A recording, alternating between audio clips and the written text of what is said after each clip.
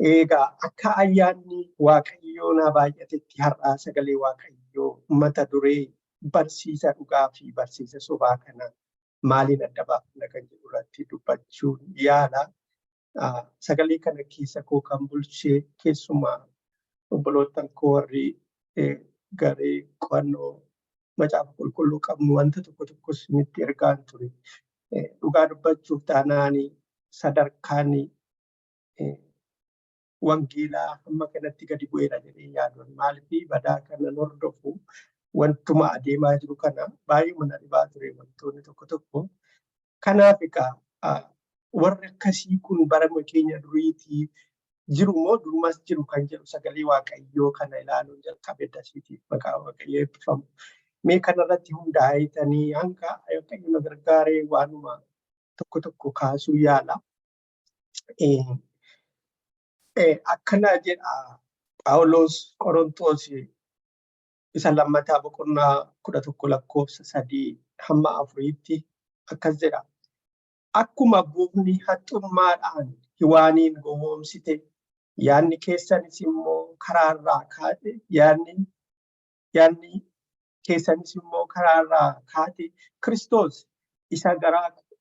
isa garaa qulqulluudhaan kennitaniif sanarraa gara galtu jedheen sodaadheera.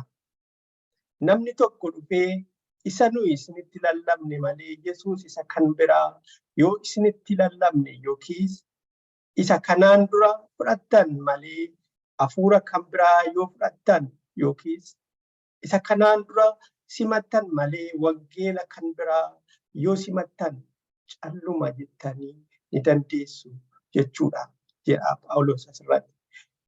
Asirratti iddoo kanatti Phaawulos sodaa guddaa waan qabu fakkaata keessumaa namoota amananiif. Sababni isaas barsiistonni sobdoo kun baay'een isaanii namoota amantaatti hin cimne, namoota yookiin immoo gooftaa fudhatan adamsu waan ta'eef. Kanaaf egaa amalli barsiistota sobaa keessaa tokko maali? Namoota amantii hin guddanne yookiin immoo lallaafan adamsu. Sagalee Waaqayyoo isa dhugaa ta'e, Kiristoos isa dhugaa ta'e, hafuura isa dhugaa ta'ee fi wangeela isa dhugaa ta'e sanarraatii kaachisuudhaatii fi maal godhu gara fedha isaaniitti geggeessuudha. Kana jechuun egaa wanti har'a biyya keenya yookiin waldaa adda addaa keessatti arginu kun haaraa miti, durumayyuu ture jecha. Namni sagalee Waaqayyoo irratti hin guddanne, namni sagalee Waaqayyoo irraa hin dhaabbanne, namni sagalee Waaqayyootiin hin deddeebine akka salphaatti karaarraa kaataa jecha. Phaawulosiin yaaddoo guddaa itti ta'ee ture. Galaatiyaa keessattis waanuma kanaatu dubbata. Galaatiyaa boqonnaa 1:6-7 irratti yoo ilaalle isa karaa ayyaana Kiristoos isin waame irraa galagaltanii akkas ariifattanii gara wangeela kan biraatti goruu keessaniif dinqisiifadha. Wangeelli biraallee hin jiru, garuu namoonni isin wallaalchisanii wangeela Kiristoos garagalchuudhaaf barbaadan tokko jiru. Jarri kun egaa warra Phaawulos gara dhugaatti isaan fide, gara wangeela dhugaatti isaan waame, gara Kiristoos isa dhugaa ta'e, gara hafuura isa dhugaa ta'etti isaan waame. Haa ta'u malee garuu warri kaan immoo booddeedhaan deebi'anii maal godhu? Gara kan isaaniitti galagalchatan. Baay'inaan atattama kan gidduutti hamma libsuu ijaa gidduutti gaddaramuu keessan baay'inaan dhibe. Kanaaf egaa duruma baruma kakuu haaraa keessa iyyuuti egaa inni tokko hin ijaaraa, inni tokko hin diigaa jala bu'u. Inni tokko dukkanaati gara du'aa gara jireenyaatti fidaa, inni tokko immoo jireenyaa gara dukkanaatti gototaa jecha. Keessumaa barri keenya kana yoo ilaalle obboloottan koo kana fakkaata. Waanuma arginu, waanuma dhagaa oolu, waanuma hubannu, waanuma beeknu waan ta'eef badaa'uma gadi fageenyaan waan qonnee qofurri bira geenyu hin barbaachisu. Ifaadha. Kanaaf yaa obboloottan koo adda baasuun baay'ee barbaachisaadha. Eenyuun na barsiisu kun Kiristoos isa kamidha inni natti lallabamaa jiru kun jireenya isa kamidha laata Kiristoos inni fannoo irratti du'e kun jennee adda baasnee hubachuun baay'ee barbaachisaadha. Eeyyee namoonni kaleessa Waaqayyoof jiraatan kaleessa namaaf Waaqayyoof adda ba'anii jiraatanii mana Waaqayyoo keessa sagalee masa qulqulluu kanaan deddeebi'aa warri jiran jiraachuu danda'u. Har'a garuu beekuu dhiisuu dandeenya. Iddoo namoonni sun jiran. Warri kaleessa faarfannaadhaan lallabanii barsiistota sobaa abaaranii yookiin immoo karaa jallaarra jiraachuu isaa dubbatanii har'a immoo jarrumti iddoo sanatti isaan argina. Kanaaf sagalee Waaqayyoo akka jedhu fanni jabaatee dhaabbate fakkaatu akka hin kufne of eeggatu inni jedhu kuni kunuufis hin laallatu. Uummataan keenya eessarra jira?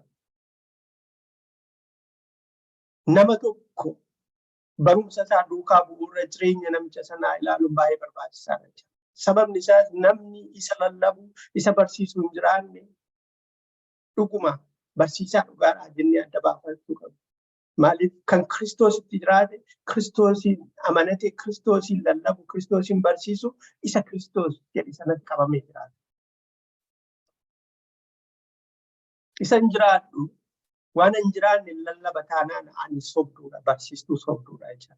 Karoorri koo dhuguma wangeela sagalee qulqulluu isa jireenya bara baraa karaa bara baraarra nama adeemsisu hin ta'in isa karaa dukkanaatti nama harkisuun barsiisaa jira jechuudha. Kanaaf uf laaluun baay'ee barbaachisaadha jechuudha. Kanaaf wanta ufitti fudhannullee adda baasuu qabna. Keessumaa bara keenya bara teknooloojiin bal'ate kana sooshaal miidiyaa maali feesbuukiin barumsa hedduutu darba. Calaluu qabna bulootan kun akka jirutti fudhachuu qabna. Miraakilii adda addaatu hojjetama. Miraakilii sana eenyutu hojjeta? Seexanni miraakiliin hojjetu laata? Isatti caala akkuma amma jedhe abshaalummaadhaan nu caaluu danda'a. Kiristoosiin garuu caala. Efesoon keessattis akkanaa jedha Phaawulos. Efesoon boqonnaa 4:13-14 irratti maal jedhaa? Kunis hamma hundumti keenya tokkummaa amantii ilma Waaqayyoo beekuu namoota ga'an taanee guddannees safara guutummaa Kiristoos biraa hamma geenyutti ta'a. Egaa nuyi si'achi ijoolleedhaan asiif achi rukutuu warra qilleensa barsiisan namoota axaarotattiin haxxummaa isaanii isa gowwoomsaadhaan raawwatamuunis fudhatamaan hin taanu jedha. Yoo sagalee Waaqayyoo irra jabaannee dhaabbanne, yoo sagalee Waaqayyoo adda baafachuu dandeenya. Hamma sagalee Waaqayyoo adda baafachuu hin dandeenyetti akkuma bishaan gabatee irraa asiif achi rukutamna jechuudha. Dhaabbanni keenya hin beekamu. Garuma namoota harka rukutaniitti wajjin harka rukunna jechuudha. Baay'ee kan nama dinqu immoo akkuma beeknu akkuma arginu warri barsiistota sobaa kun warri Kiristoos karaa Kiristoos irraa nama fageessan kun duukaa buutota hedduu qabu. Bara duriis yoo ilaalle raajoonni sobduun baay'ee heddummaata. Eliyaasii fi raajota 250 wal dorgomaa ture. Sobdoonni hammam proportion kanaan biyya lafaa kanarraa hammam isaan baay'isan nutti dubbata yookiin nutti agarsiisa. Warri dhugumaan Waaqayyoon adda bahanii dhugumaan sagalee Waaqayyoo isa qulqulluu isa jiraataa hoolota gooftichaa sooranii baay'ee muraasa. Baay'een isaanii miira isaanii, foon isaanii, fedha isaanii, kaayyoo isaanii isa biyya lafaa kanarratti darbu tajaajilu malee Kiristoosiin tajaajilu. Warra kana waan ittiin adda baafannu gooftaan akka nu gargaaru jabaannee Waaqayyoo fuuldura dhaabbachuu qabna. Jireenya keenya har'a biyya lafaa kanarraa ilaallee karaa Waaqayyoo irraa kaachuu qabna. Tolus toluu baatus jireenyi biyya lafaa hir'uudha obboloota.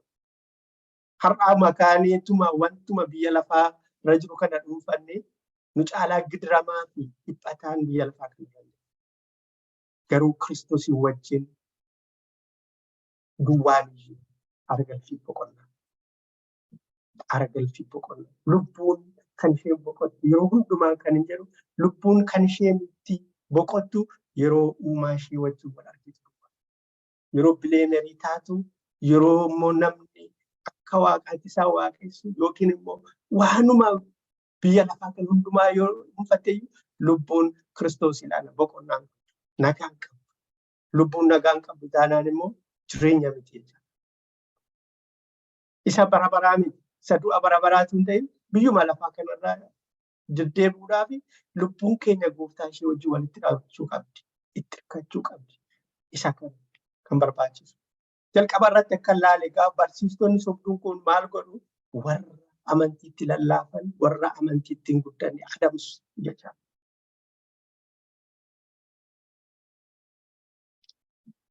Lammataa irratti immoo maal godhu macaafa qulqulluu jallisanii fi yookiin micciiranii akka fedha isaaniif ta'etti hiikkatu warri kun. Yookiin immoo wantoota nama gurra namaatti tolu wantoota namoonni dhaga'an yookiin immoo qaawwaa namaa ilaalanii qaawwaa namaa sanatti dhimma ba'uu barbaadu. Sagaleen Waaqayyoo akkas jedha. Maaliif sagalichuma isaan dubbatan garuu karoorrii fi kaayyoo itti galmisaa adda. Akkuma beeknu gaa sagalee Waaqayyoo keessaa baay'een isaa yookiin hundi isaa nuu gala jechuu miti. Kan nuun galle jira. Maal akka jechuu barbaade kan nuun galle lakkoofsa hin qabu. Inni kun isaaniif immoo meeshaa guddaa. Haxxummaa biyya lafaatiin akkuma sila jalqaba irratti dubbise akkuma gooftee waaniin gowwoomsite jedhamti Phaawulos. Gowwoomsaa hin gashanne jechaadha. Kun fakkeessuu hin gashanne. Maal sagaleen Waaqayyoo akkas jedhaa? Maal abalufaa warri namoota Waaqayyoo turaniyyuu akkas gochaa turanii jedhu. Salphaadhumatti nama amansiisu jechaadha. Namni jabaatee hidda isaa gadi fageeffatee sagalee Waaqayyoo irraa hin dhaabbatu taana.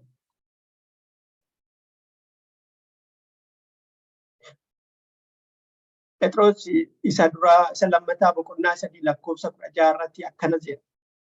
Inni ergaa isa hundumaa keessatti waa'ee dubbii kanaaf yeroo caafu akkuma kana ni dubbata. Ergaa isaa keessaallee wanti hubachuun isaa nama dhibu tokko jira. Isa kanas warri wallaalonni warri waanuma argan qabanii gadhiisan akkuma caaffata qulqullaa'aa isaa kaanis jallisanii badisaaf akka isaaniif ta'utti hiikaa isaa ni micciiru. Dhuguma akkuma sila dubbadhe egaa sagalee Waaqayyoo keessaa kan hiikaan isaa namaan galle jiraachuu danda'a. Isaaniif inni kun immoo meeshaadha jechuudha. Sagalee Waaqayyoo micciiran yeroo darbe iddoo tokkoon dhaga'u obboloonni koo hangi takka dhageessaniitu ta'a. Maal jedhaa inni tokko namni biyya lafaa kanarratti hiyyoomuu qabu jedha. Yookiin immoo sorumuuf immoo hojjechuus hin barbaachisu. Kilaaraa egaa hojjechuun sagalee Waaqayyoo kana maal akka jedhu beektuudha. Yookiin immoo maal jedhaa Kiristoos fannoo irratti hiyyummaa dhukkubaa maal hundumaa maal godheedha fanniseera jedha. Kanaaf batarraa hiyyoomuu dhukkubsachuu beela'uu qabduu jedha.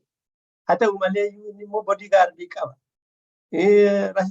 Shubbitii qabatee isa deema. Akkas jedhee immoo lallaba. Maaliif iddoo lallaban hin jiraan warri kun. Haa ta'u malee waan ittiin karaa ittiin hiyyeessota saaman karoora tooftaa baafatu jechuudha. Saamanii fi isaanii namoota keessumaa bara kana keessa namootuma akkuma kiyooskiitiin waldaan hundumtuun dhaabbata. Jireenyi isaanii adda.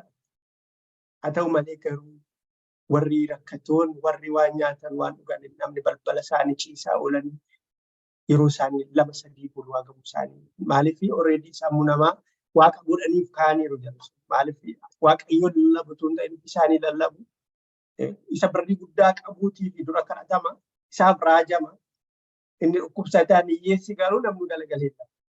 Kun waanuma biyya keenya keessatti ta'aa jiru barakka keessa.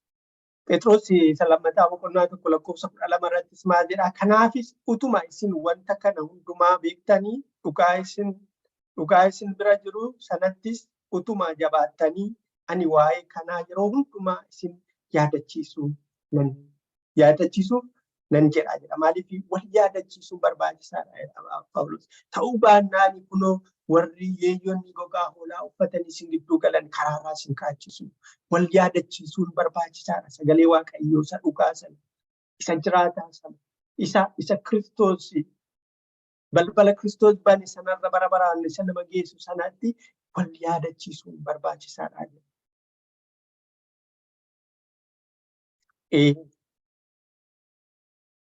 Yoo akkas ta'e egaa Kiristoositti jabaatanii dhaabbatu.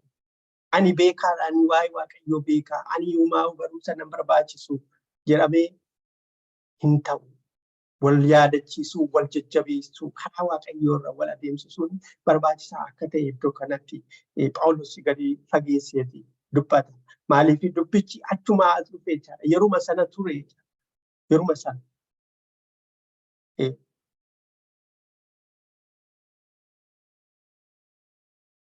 Phexrosuma boqonnaa 2:14 kana yoo ilaalle akkas jedha. Iji isaanii yeroo hundumaa hawwaan gara ijjituu ni ilaala. Cubbuu hojjechuu irraas aara hin galfatan. Namoota jabaatanii hin dhaabbatin wallaalchisanii kiyyoo isaaniitti ni galfatu. Garaa sassatatti bare qabu. Isaan warra barsiisa jala jiranidha. Jarri isaan warra abaarsa jala jiranidha jedha. Warra abaarsa jala jiran. Phexros isa lammataa boqonnaa 2 kana hundumaa isaa yoo dubbistanii waa'ee barsiistota sobaa fi badiisa yookiin eekkamsa Waaqayyoo isaan irratti dhufuuf jiru dubbata. Hundumaa isaa yoo gadi fageesse kan ilaalta. Ofuma keessanii mee dubbifadhaa. Phexros isa lammataa boqonnaa 2 hundumaa isaa dubbifadhaa yoo yeroo argattan yeroo biraa. Baay'ee maalitti wantichi haaraa miti jechaadha obboloota koo. Yeruma duraa ture jechaadha. Nuti haaraa fakkaatu iyyuu malee. Baruma Phaawulos fa'aa wangeela lallaban kan Phaawulosiin rakkisaa ture isa kana ture jechaadha. Qabxii sadaffaa irratti immoo warri barumsa sobaa barsiisan kun amala isaanii maanii hawwii ulfina Waaqayyoof hin taaneen guutamaniitu jiru. Wallaalummaa fi garmalee of tuuluudhaanis hojii isaanii ittuun beekna jedhu wanta xuraa'aa ta'e akka ulfina qabeessatti fudhatu. Isa kana natti fakkaata gooftaan keenya Yesuus Kiristoos maal jedha iddoo tokkotti salphinni isaanii ulfina isaaniiti, waaqni isaanii garaa isaaniiti jedha. Gowwoota wallaaltota jechaadha. Garuu beektota of godhaniitu kaa'u. Waan hundumaa waan beekan isaanitti fakkaata.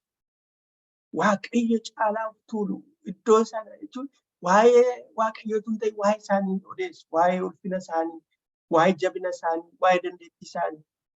Amma namoota akkuma beeknu namoota tokko asuma ba'anii Waaqayyo asiin nama karaa koo ani nama akkas godhee Ameerikaa, Kanaadaa, Awurooppaatti maal godhee jedhu. Kuni uniif ijoollee Waaqayyoo warra sagalee Waaqayyoo nama karaa deemaa tokko ani raajiidha, ani maaliidha jedhee dubbatu simachuu qabu dhugaa dubbachuu. Hin beeknu nuyi nama sana. Keessumaa namni akkas jedhee of odeessu immoo namni dandeettii isaa odeessu yoo hojjete Waaqayyotu hojjeta malee nama ni jiran hojjetu. Namatu hojjeta taanaan ni namarraa dhimma hin qabu. Kiristoos malee. Waaqayyo anaan tokko sagalee Waaqayyoo gadi ta'anii dhaggeeffachuun barbaadan. Barsiistonni sobaa kun akkuma maqaa ofitti moggaafatanii raajii abalu jedhee as ba'a. Bakka raajii sitti dhangalaasee sokka malee sagalee Waaqayyoo tasgabbaa'ee dubbachuun barbaadu. Jabina Waaqayyootu hin ta'in jabina isaa dubbata. Ani akkasin sii godha jedha. Ituu hani har'a siin kadhanne ta'e sa'aatii 2 gidduutti duuta turte baay'ee. Amma kanatti ija jabina dubbatu dhugaa dubbachuu. Obbolootaan koo kadhata namaatiif yoo lafan jedhe. Kiristoos barbaannaan ammuma tuuteenyu nu fudhatee nu iddoo caaluudhaan namallee iddoo baduudha. Isa kana sirriitti hubachuu qabna. Kotota biyya lafaa kana ariina taanaan warra kana harka bu'uu keenya. Obbolootaan koo yeroo darbe waa'ee dhugaa ba'iinsa obboleettii tokkoo ansinii erge namoonni dhaggeeffatanii jirtu ta'a. Jarri kun maal godhu? Zayitiidhaan illee hafuura seexanaa yerootti nama gashan.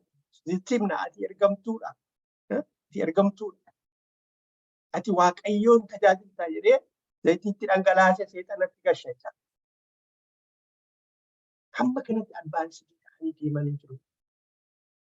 Obboloottan koo walitti dhufeenya keenya Kiristoos wajjin naannoo namarraa ija keenya kaafnee Kiristoos irraa kaawwanne yoo duunes yoo jiraannes kan isaa, yoo rakkannes yoo nuti toles kan isaa. Kanaaf rakkinaa bahuu, dhukkubaa bahuu fi warra akkasii kana akka afaan hin buune ilaallachuu qabna, eeggachuu qabna. Keessumaa bara kana namoonni waldaan qabanii akka barbaadan inni kaan paasterii godha, inni kaan raajii godha, inni kaan luba godha, inni kaan hawaariyaa godha, inni kaan maal godha. Hin beeknu. Ijaa kanaaf waan hin beekne simachuun barbaachisaa miti. Sagalee Waaqayyoo immoo lafa kaa'ee jira. Hafuura gaddeebi'aaf garaa cabaan jireenya isaa keessa hin jiru taanaan namicha sanaan tajaajilamuu barbaachisaa. Waaqayyo haa gargaaru. Ciniinnee nama laallu garuu sagalee inni dubbatu ergaa inni dabarsu sana sagalee Waaqayyoo irra keenya qoraa jira. Qora raajota hafuurota qoraa jira. Hafuura hundumaa akka jirutti fudhachuu hin qabnu. Ta'uu baannaan obboloota karaa Waaqayyoo irraa nu baachisu.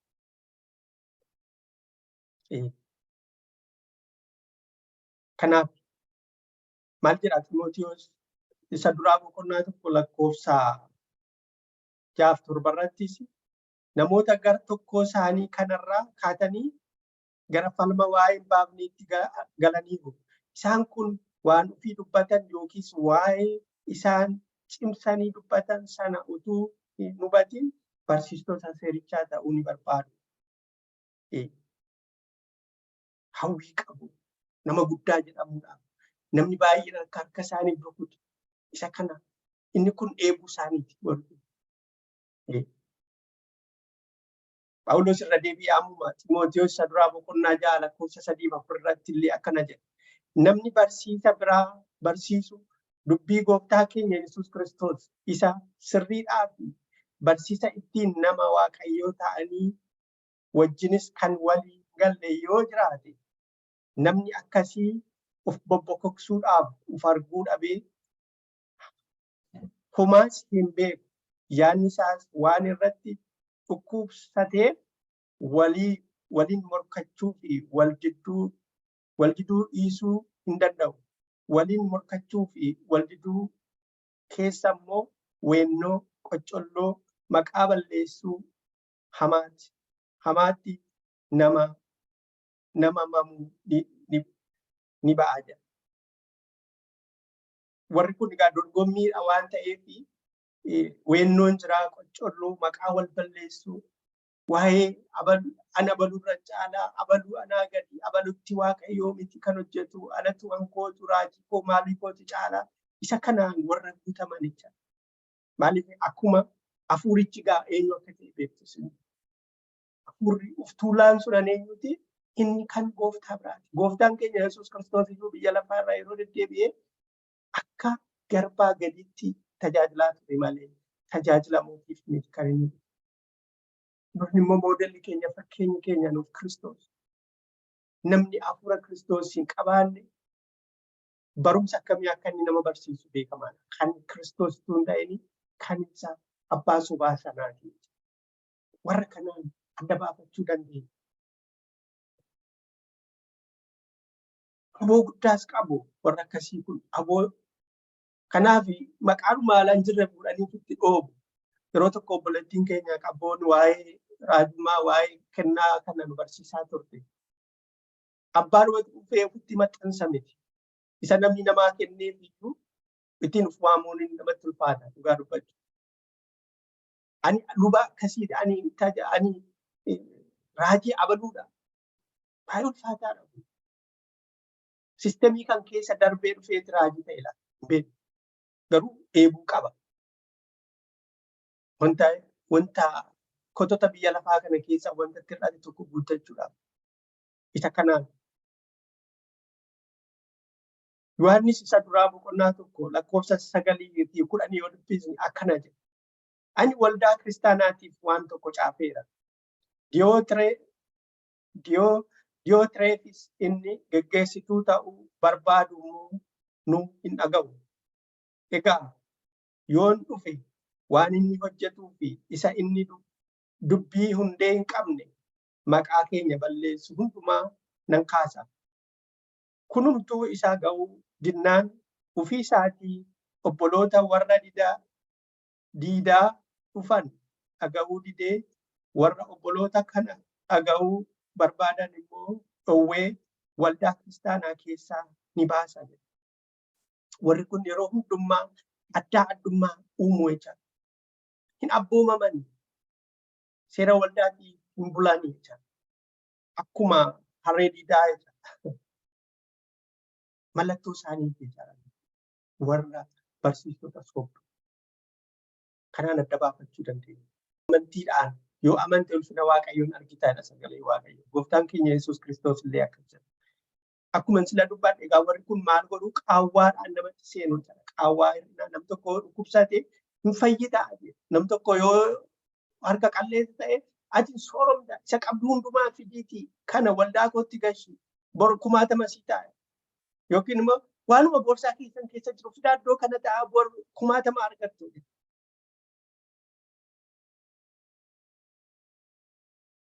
Kiristoos qarshiidhaaf nuti kan jireenya bara baraan. Nuyi rakkannus cittoofnus Kiristoos wajjiniin bara baraan hin jiraanne yoo sagalee isaa dhageenyetti jiraanne. Kotota biyya lafaa kanaaf jennee Kiristoos duukaa buuna taanas ni warra gadadamu warra rakkatu. Kanaaf Kiristoos kanaaf miti kan inni gidiraa. Kanaaf miti ilma isaa tokkicha biyya lafaa ergee akka inni du'u kan jireenya bara baraa akka jiraanne. Hiyyummaa Waaqayyo harkaa fi ijaa sammuu nuuf kenne gadi bu'ee nuuf hin hojjetu. Nuyi hojjedhu jedhees Waaqayyo nutti hin dubbatu. Maaliif sammuu nuuf laata jira. Kanaaf maal jedhu Ximootiyoos isaa duraa boqonnaa 6:9-10 irratti maal jedha? Warri sooromuu barbaadan immoo qorumatti, kiyyootti, kajeellaatti, gowwummaa isaanii miidhu baay'ee keessatti ni kufu. Kajeellaawwan kunis balleeffamuu fi baduu keessa isaanii buusu. Horii jaallachuun hundee wanti hamaan hundi nurraa laatu. Namoonni gar tokko yaada isaanii horii argachuurraa kaatan amanticharraa badaniiru. Waraansa baay'eedhaanis of waraananiiru. Ximootiyoos isa duraa boqonnaa 6:10-9. Kanaaf soorummaanii gooftaan keenya Yesuus Kiristoos maal jedhe? Sooressi mootummaa Waaqayyoo galuurraa gaalli qawwaa makkee keessaa ba'uu wayyaa jedhamu. Soorummaan ulfina Waaqayyoo irraa karaa sirrii irraa dhufaan gaarii. Waaqayyoo akka inni yoom hin barbaadu garuu soorumuuf jennee waan hin taane hojjechuu qabnu sagalee Waaqayyoo jallisuu qabnu. Nan sooruma jennees raajota sobduu duukaa gulufuu qabnu. Kun egaa bara keenyattis ta'ee bara Phaawulos fa'ittis warri kun barsiistonni sobduu raajonni sobduun akka isaan baay'atan godhee jira. Phexrosuma lammataa boqonnaa 2-3 irratti maal jedha? Akkas jedha. Sassata isaaniitiin immoo dubbii mataa keessaa fuudhanii odeessanii isinirraa nyaatu.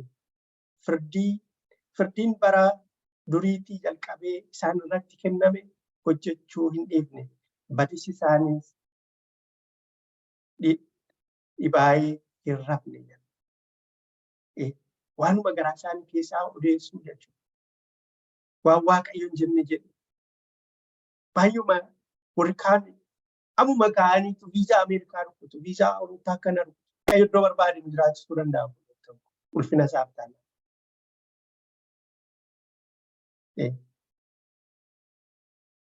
Kanaaf harka laachuun qabu jechaadha warra sobduu kanatti. Nuti garuu dubbii Waaqayyoo hin jallisnu jedha Phaawulos. Dubbii Waaqayyoo hin jallisnu. Dubbuma isa dhugaa sana isinitti himna.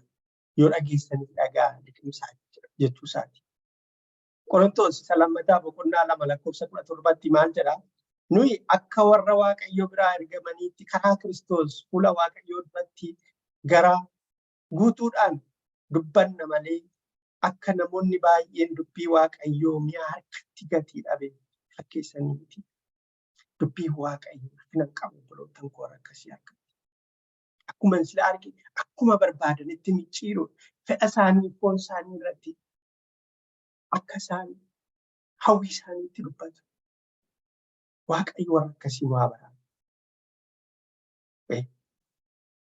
Warri barsiiftonni sobii kun warri kaan immoo maal godhu? Akkuma silaa dubbadhe fedha foon isaanii tajaajilu. Waa'ee waaqayyoo dhimma isaanii, waa'ee fedhi isaanii duwwaadha kan isaanii. Jalqaba hamma dhumaatti waa'ee maakotota biyya lafaa kana, waa'uma isa darbu kana, waanuma godhiisnee bira deemnu kana, isa kana odeessu. Waa'ee wangeela isa dhugaa, waa'ee Kiristoos, waa'ee jireenya bara baraa afaan isaanii keessaa dhageessan. Isa kana miti Kiristoos kan inni du'e.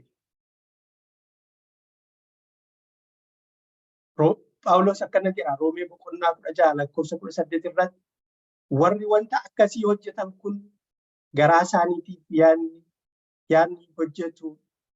yaadni hojjetu malee Kiristoos gooftaa keenyaaf hin hojjetan.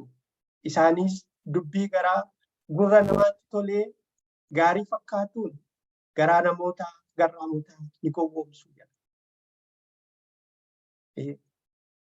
Waan akkuma jalqaba irratti dubbachaa ture qaawwaa namaa beeku jedhu kun qaawwaa kee ilaalaniiti raajisitti dubbatu. Qaawwaa kee ilaalaniitu akkasiif ta'an. Garuu kan waaqayyo jedhe malee wanti ta'u hin jiru. Tarii baay'een keenya warra akkasii nu quunnamaniiru ta'uu danda'a. Raajota baay'ee nutti raajameera ta'uu danda'a. Baruma idduma gara gooftaa dhufne. Isa kam akka ta'e harka beekan akka ta'e egaa raajonni namoonni waaqayyotti dhimma ba'u hin jiran jechuu miti. Garuu akkuma sila jedhee baay'een isaanii waaqaaf lafa. Baay'ee muraasa warri waaqayyo irraa fudhanii ergaa dabarsan. Baay'een isaanii garuu sobdoo. Akkuma warra bara Eliyaas faasan jira. 1,250 akka kana hin argaman warri sun. Lammata warra akkasii kana jiraachuu isaanii quban qabdani maaliif isaan ba'anii ofiin mul'isu jechuun ani akkasii ani sana ani kanaan jedhan. Waaqayyoota akkas godhe hin jedhan warri sobduun kun anatu akkas godhe, anatu fayyise, anatu Ameerikaa gashe, anatu sooressa godhe. Akkuma jalqaba irratti dubbadhe egaa warri kun duukaa buutota hedduu qabu. Maaliif miira namaa kakaasanii hin xinneedhu malee. Amma yoo ilaaltanii namoota iddoo sagalee waaqayyoon qulqulluun itti barsiisamuuf iddoo raajonni sobduun itti xibaaran yoo ilaaltanii kumaaf kitila garaagarummaan waanuma gurra namaatti tottoluu barbaadu dhaggeeffatu. Kun baruma kumoofaa keessallee jira raajonni kun. Bara Ermiyaas fa'aan beektu. Warri waaqayyo biraa fidanii dubbatan warri kan Ermiyaas fa'aa namni dhaga'u hin jiru. Ni biyya Baabiloonitti hin booji'amnu. Yoo dhannees hin bordeebnee galla. Garuu waaqayyo karaa namoota isaa waan biraa dubbata. Yeroo hundumaa kan warra waaqayyo jedhee ta'a. Kan warra sobduun qullaa hafuun salphaatti. Garuu obboloottan kun garuma waaqayyo ilaaluu gara namaa miti. Walii namni namaa kan kadhatin jechuu miti. Garuu inni naaf kadhatu sun beekaa jireenyi isaa. Nama jireenya qulqulluu jiraatu, nama sagalee waaqayyootti qabamee deddeebi'u. Nama isa waaqayyo jedhe jedhu immoo namuma isa miira isaarraa ka'ee jedhu. Isaan kana ilaaluun baay'ee barbaachisaa. Maaliif wanti kun hafuura obboloottan kun hafuurri kun namatti gallaanii rakkisaa. Akkuma obboleettii dhugaa baate sana warri dhageessanii hafuura itti gashanii bakka. Zayitii dibanii hafuura itti gashan. Waaqayyo garuu warra dhugaa barbaadu eega. Dabarsii harka jalootaatti ilaala. Kanaaf keessa keenya haa ilaallu nutis. Warri barumsa sobaa kun gowwoomsaa seexanaatiin kan wal qabate kan bolatu akkuma dubbachuu yaala.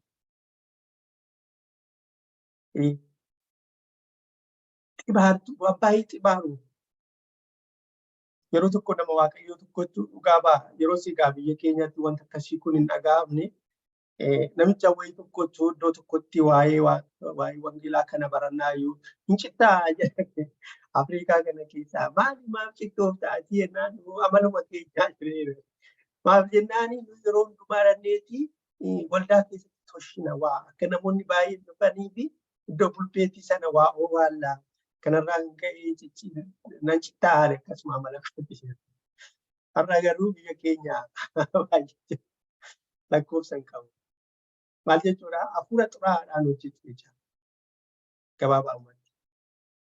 Hafuura namatti gashanii sobanii fatu akkuma jiramni egaa hafuuruma warra amantii adda addaa jiran beekee waaqayyo waa baratu. Kanaaf nama hin beekne waan hin beekne duukaa bu'uun barbaachisaa miti. Waan hundumaa sagalee waaqayyoo ilaaluun barbaachisaa. Akkas ta'uu baannaan eenyuyyuu jabaatii abshaalummaa isaanii jalaatii ba'uu jechaadha. Ximootiyoos isa duraa boqonnaa lakkoofsa 1 irratti maal jedhaa? Bara booddeetti namoonni tokko hafuura wallaalchisoodhaa fi barsiisa hafuurota hamootota duukaa bu'anii amantii wangeelaa irraa akka garagalan hafuurri qulqulluun keessaa baasee nu dubbata. Isuma bara keenyaa kana jechuudha. Hafuura hamaadhaan hojjetu. Maqaa waaqayyoo dhuunfaa. Akkuma obboleettiin dhugaa baattuun warri dhageessanii Kiristoosuma fakkaatee dhufa wayyaa adii uffatee dhufee na wajjin haasa'aa. Garuu hafuura xuraa'aadhaan fakkeessuu danda'a. Kanaaf hammallee abidda waaqarraa buusuu ga'anitti hamma warra amantiitti jabaa ta'anillee kuffisuu danda'anitti isaan haxxummaa qabu jedhe gooftaan keenya Yesuus Kiristoos. Waaqayyo waan gargaaru bultoota. Ani jabaadha, ani beekaadha, ani jaraaf hin kufu jechuun garuu sagaleen waaqayyoo waa jira kanaa maal jedha? Tarii namoonni nu hin beekne gara keenya dhufanii nu barsiisuudhaaf nu kadhachuuf dhufanii jarri kun akka sagalee waaqayyoo yeroo hundumaa amiin jennee harka rukunnee deemuun barbaachisaa. Hubachuu qabna. Amiin jennee hafuura xuraa'aa ofitti gashinaa jechaadha. Hafuura jallinaa, hafuura hammeenyaa. Hafuurri waaqayyoo nagaa argachuuf tasgabbii qaba. Warri hafuura hamaa kanatti galan nagaan qaban mana isaanii keessaa dhala isaanii wajjin bultoo isaanii jireenya isaanii keessaa nagaan qaban. Hafuurri waaqayyoo yeroo nama dibu indaa baay'ee nama cabsa baay'ee hambilii nama godha. Waaqayyoon argama. Phaawulos hin akeekkachiisa Ximootiyoos Qorontoos lammataa boqonnaa 11 lakkoofsa 13-14 irratti maal jedhaa? Jarreen akkasii kun ergamoota sobaati. Hojjettoota nama gowwoomsan ergamoota warra Kiristoos waame fakkaachuudhaaf warra wallaalchifatanidha. Seexanni iyyuu ergamoota ifaa fakkaachuudhaaf waan wallaalchisatuuf kun waan dinqisiisaa miti jedhee dubbata. Hafuura xuraa'aadhaanis hojjetu jechaadha warri barsiistonni sobaa. Galaatiyaa keessatti takka jira. Haa ta'u iyyuu malee ani yookiis ergamaan waaqarraa tokko wangeela sanuu kanaan dura isinitti himnetti kan gargar ba'e yoo isinitti hime abaaramaa ta'uu jira. Kanaaf egaa maal barbaachisa jechaadha? Wangeela isa dhugaa sana beekuun, hubachuun, dubbifachuun barbaachisaadha. Obboloottan koo torbanitti al tokko yookiin torban lamatti al tokko waldaa dhufnee isa namni dubbatu dhageenye waaqayyo wajjin deddeebi'uu dandeenya. Maaliif seexanni haxxeera? Warra waaqayyoon jabaadha, ani beekaadha, tajaajilaadha warra jedhaman warra kufaniitti arginu obboloota. Kanaaf jabaan Kiristoos duwwaadha. Jabaasa ta'e Kiristoos kanatti maxxananii deddeebi'u. Anarraatii adda baatanii maaliin gootan jedhu humnaan gochuu hin dandeessan. Ija godhachuu hin dandeessan. Kiristoos wajjin hin adeemu taanaan ani jabaadha, ani waa'ee waaqayyoo beekaa, ani nama bara dheeraa barsiisee, ani bara dheeraa lallabe hin gowwoomfamu jechuu hin dandeenyu. Hin danda'amu. Hin danda'amu. Wanti dameen muka isaarraa adda ba'ee gatii hin qabu.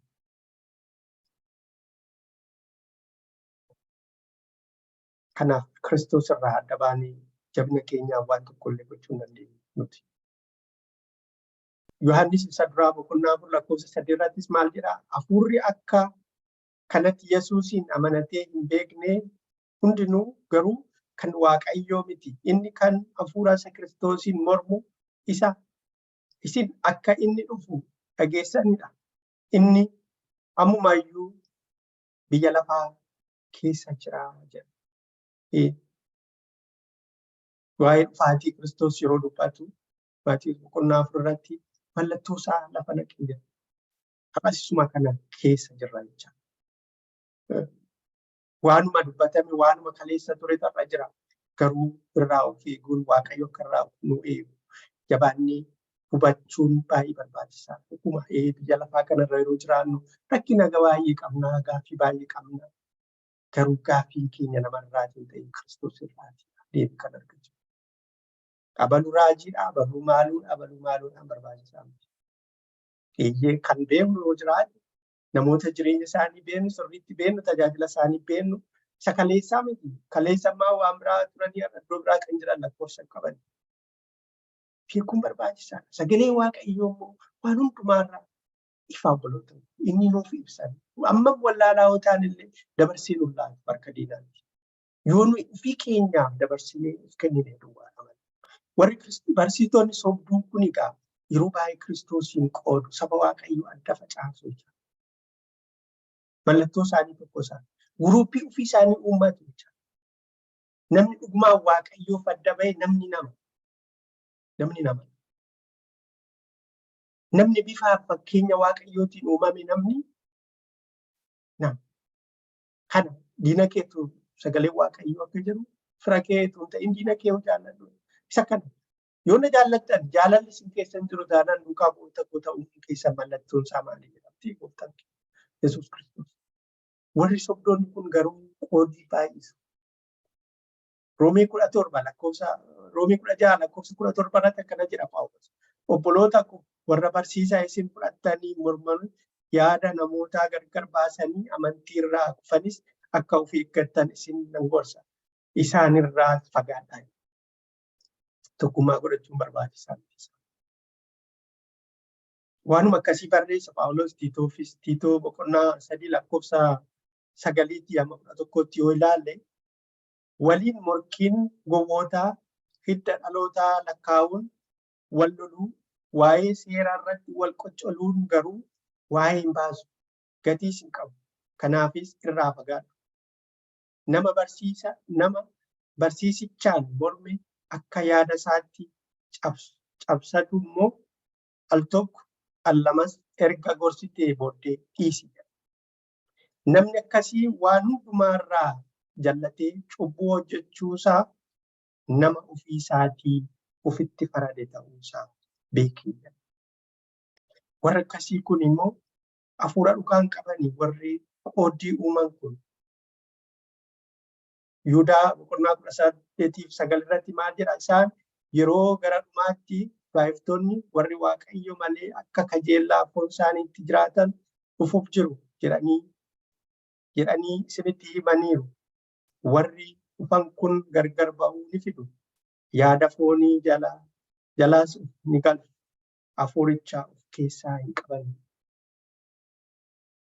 Mallattoo isaaniitti jechaadha. Hafuurri Waaqayyo isaan keessa hin jiru.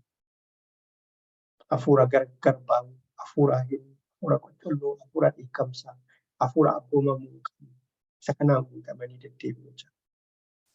Dhuma irratti immoo warra akkasii kun fagoorraa dhufu Yesuus himaan waldaa'uma keessa illee jiraatu. Baay'ee kan nama dhibu Phaawulos asirratti kan inni gadi fageessee dubbatu alaan dhufu warruma mana Waaqayyoo keessaallee waldaa'uma jiran keessaallee ka'uu danda'u warra akkasii kun. Warri sobdoonni kun yeroo baay'een argina biyyuma adda addaa keessatti fottoqanii warra ba'an. Nama ta'e nama akeeka isaanii amansiifatan fudhatanii ba'u. Hinaaffaa mana Waaqayyoo qabaatanii tun ta'in fedhii foonii isaanii sana guuttachuudhaaf. Dhuguma Waaqayyoof hinaaffanitu ta'e rakkoo jiru mariidhaan xumuruun hin danda'amu. Dhokatanii barumsa sobaa facaasu waldaa'uma jiran keessatti. Akkuma jalqaba irratti dubbadde warra akkasii kun dheebuu guddaa qabu aboodha. Abooma xixinnoo jirti miti waldaa.